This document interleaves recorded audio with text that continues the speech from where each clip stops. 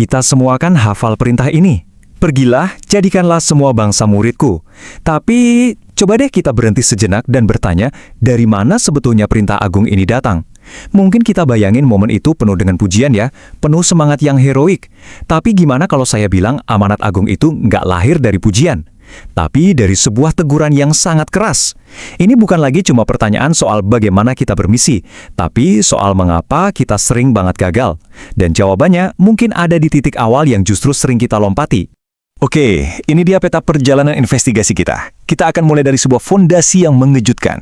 Lalu kita bedah perintah intinya, hubungkan itu dengan dasar misi kita. Dan kita tarik secara praktis ke peran para ayah, tantangan di era digital, dan puncaknya, sebuah panggilan profetik yang nggak bisa kita abaikan sama sekali. Refleks kita tuh selalu langsung lompat ke kata, pergilah. Kedengarannya aktif, heroik, kan? Tapi Alkitab nggak mulai dari sana. Sebelum ada perintah buat pergi, ada satu momen hening yang canggung. Sebuah momen konfrontasi, di mana Kristus menatap mata murid-murid terdekatnya, bukan dengan pujian, tapi justru dengan sebuah teguran. Nah, ini dia pertanyaan yang seharusnya menghantui setiap strategi misi kita. Kenapa Yesus nggak memotivasi mereka aja? Kenapa ia malah mulai dengan teguran? Jawabannya itu bukan cuma sekedar detail cerita loh, ini adalah kunci teologis yang bisa membuka atau malah mengunci seluruh efektivitas amanat agung. Kalau kita salah paham di titik ini, kita bakal salah paham tentang segala hal soal misi. Coba perhatikan baik-baik kata-katanya, ketidakpercayaan dan kedegilan hati. Masalahnya itu bukan teknis, tapi relasional. Bukan soal kurangnya program gereja, tapi soal rusaknya koneksi dengan Tuhan. Bayangkan, mereka udah jalan bareng Yesus, lihat sendiri semua mujizat itu, tapi pas dihadapkan sama kebenaran terbesar, yaitu kebangkitan, hati mereka malah mengeras. Mereka dengar kesaksian, tapi nggak percaya. Nah, inilah titik nol dari misi. Sebuah relasi yang rusak dengan kebenaran itu sendiri. Jadi, misi itu nggak dimulai dari pohon yang udah subur dan berbuah lebat. Nggak, misi dimulai dari ranting kering yang baru aja disentuh sama sang tukang kebun. Amanat agung itu bukan diberikan kepada pahlawan-pahlawan iman, tapi justru kepada orang-orang yang imannya baru aja dipertanyakan dan dipulihkan. Jadi kalau Anda merasa nggak layak, nggak mampu, selamat, Anda berada di titik awal yang paling tepat. Misi itu bukan untuk orang yang udah jadi, tapi untuk orang yang sedang dijadikan. Nah, sekarang setelah fondasi relasi itu diperbaiki, barulah perintah itu datang. Yuk kita bedah kata pergilah, yang ternyata artinya jauh lebih dalam dari sekedar perintah untuk jalan-jalan. Kata Yunani yang dipakai di sini, poreomai, itu lebih dari sekedar berjalan. Ini artinya sebuah perjalanan yang didorong dari dalam. Anda nggak pergi karena disuruh, Anda pergi karena perjumpaan dengan Kristus yang bangkit itu udah mengubah Anda dari dalam ke luar. Perjumpaan itu mesinnya. Tanpa mesin itu, semua aktivitas misioner kita cuma jadi gerak fisik tanpa daya, kayak turisme rohani yang bikin capek doang. Nah, ini bedanya. Di satu sisi, kita bisa aja bawa megafon dan buku panduan, itu namanya propaganda moral. Isinya nasihat baik, prinsip hidup yang bagus. Tapi, di sisi lain, kita punya kubur yang kosong. Kalau misi kita cuma soal yang pertama, kita tuh nggak lebih dari seorang motivator. Injil itu bicara soal yang kedua, pribadi yang hidup, yang punya kuasa buat mengubah, bukan sekedar prinsip baik untuk diikuti. Dan disinilah relevansinya buat kita sebagai gereja hari ini. Sasaran pelayanan GBKP untuk 2026, nandai di bata atau mengenal Allah, ini bukan tema yang dipilih asal-asalan loh. Ini adalah sebuah pengakuan strategis yang fundamental. Gereja kita secara sadar lagi bilang, hey, sebelum kita ngomongin dampak keluar, kita harus benerin dulu koneksi ke dalam dan ke atas. Banyak dari kita yang frustrasi karena pengennya langsung ke nomor 3. Kita pengen kesaksian yang berdampak, tapi kita lompatin relasi dan kuasa.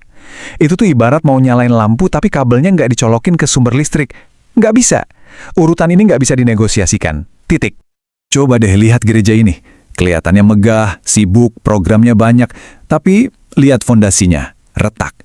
Inilah gambaran pelayanan dan juga keluarga yang dibangun di atas aktivisme, bukan relasi. Ketika badai datang, bukan gedungnya yang runtuh duluan, tapi fondasinya. Relasi pribadi kita dengan Kristus itu bukan sekedar hiasan teman-teman. Itu adalah beton penopang segalanya. Sekarang, ayo kita tarik prinsip teologis yang agung ini ke medan pertempuran yang paling nyata, keluarga. Dan lebih spesifik lagi, kepada para imam dalam keluarga, yaitu kaum bapak atau mamre. Gimana kondisi relasi Anda hari ini bisa menentukan wajah gereja kita di tahun 2045 nanti? Coba deh, perhatikan tabel ini. Ini tuh kayak hukum tabur tuai spiritual yang nggak bisa diganggu-gugat. Lihat kolom kiri. Kalau Mamer hari ini pasif dalam relasi dengan Tuhan, lihat konsekuensinya di kolom kanan. Buat generasi 2045, mereka bakal jadi generasi yang rapuh dan kehilangan arah. Sebaliknya, kalau para ayah hari ini mau berlutut dan kuat dalam relasi, kita itu lagi menabur benih untuk sebuah gereja masa depan yang dewasa, misioner, dan benar-benar berdampak. Masa depan gereja itu nggak ditentukan di ruang rapat sinode, tapi di altar doa para ayah. Setiap doa yang Anda panjatkan saat anak Anda tidur, setiap pilihan buat jaga integritas pas nggak ada yang lihat, setiap menit yang Anda habiskan buat baca firman padahal badan lagi capek, itu semua bukan tindakan sia-sia. Anda sedang menanam pohon. Mungkin bukan Anda yang akan duduk di bawahnya, tapi anak dan cucu Anda nanti akan berteduh di bawah rindangnya warisan iman yang Anda bangun hari ini. Pertanyaannya, pohon apa yang lagi Anda tanam? Tapi, tanggung jawab yang luar biasa ini sekarang berhadapan sama musuh yang paling halus dan paling dekat. Layar gawai di saku kita. Ya, sebuah krisis kepemimpinan rohani yang terjadi di tengah lautan informasi digital. Inilah paradoks yang tragis dari seorang ayah digital. Jempolnya lincah banget berselancar di dunia maya, terkoneksi sama ribuan orang, tapi lututnya kaku dan asing sama lantai kamar doa. Ia jadi pemandu wisata yang hebat untuk dunia, tapi membiarkan keluarganya tersesat secara rohani, terputus dari sumber kehidupan. Koneksi wifi-nya kuat, tapi koneksi sorgawinya terputus. Panggilan kita itu bukan untuk benci sama teknologi, tapi untuk menaklukkannya. Berhenti jadi konsumen pasif yang cuma nge-scroll tanpa henti. Bangkitlah jadi pemimpin rohani di ranah digital. Pakai gawai di tanganmu bukan cuma buat hiburan, tapi sebagai alat untuk menabur kebenaran. Jadilah kurator konten rohani buat keluargamu, bukan sekedar jadi penonton. Ladang misinya ada di sini, di depan mata kita. Pertanyaannya, siapa gembalanya? Semua ini, dari teguran di Galilea sampai tantangan gawai di kamar kita, semuanya mengerucut pada satu kesimpulan profetik. Sebuah pernyataan, jika, maka, yang bakal menguji seluruh hidup kita. Jika kita sungguh-sungguh percaya bahwa kubur itu benar-benar kosong, kalau kebangkitan Kristus itu bukan sekedar doktrin yang kita amini, tapi sebuah realitas yang menggetarkan jiwa kita, maka kekristenan yang suam-suam kuku adalah sebuah penghinaan terhadap kubur yang kosong itu. Hidup yang biasa-biasa saja, yang cuma ngejar nyaman, itu bukan lagi pilihan bagi seorang ayah yang Tuhannya sudah mengalahkan maut.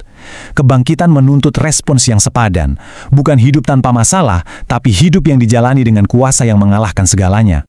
Makanya, jangan salah paham, relasi dengan Allah ini bukan sekedar program tahunan. Ini bukan agenda buat 2026 aja. Ini adalah fondasi beton di mana seluruh visi 2045 itu dibangun. Tanpa para ayah yang berlutut dalam doa, roadmap secanggih apapun hanyalah selembar kertas yang bakal diterbangkan angin zaman. Jadi, pertanyaan terakhir ini bukan untuk dijawab sekarang ya, tapi untuk kita jalani setiap hari.